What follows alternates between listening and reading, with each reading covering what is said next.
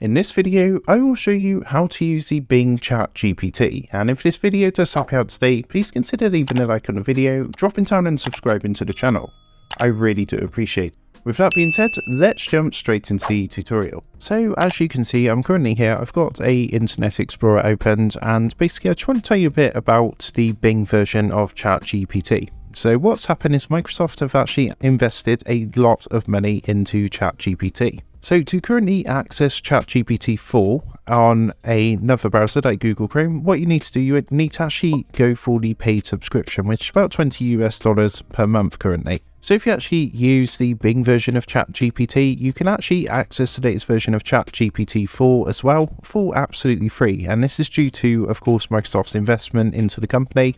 So to go ahead and do this, it's very easy. What you want to do is, once you've got Internet Explorer opened, you want to come up to the search bar at the top and just go ahead and type Bing Chat.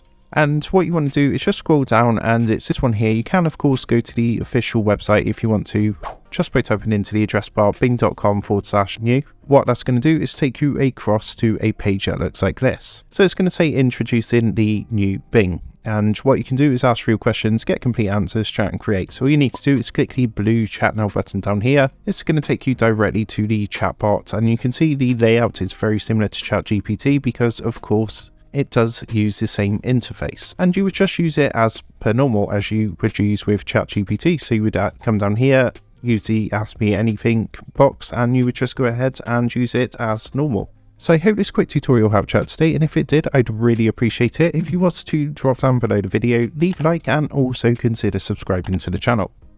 With that being said, I just want to take a moment to thank you guys for watching this video, and I will see you in the next tutorial.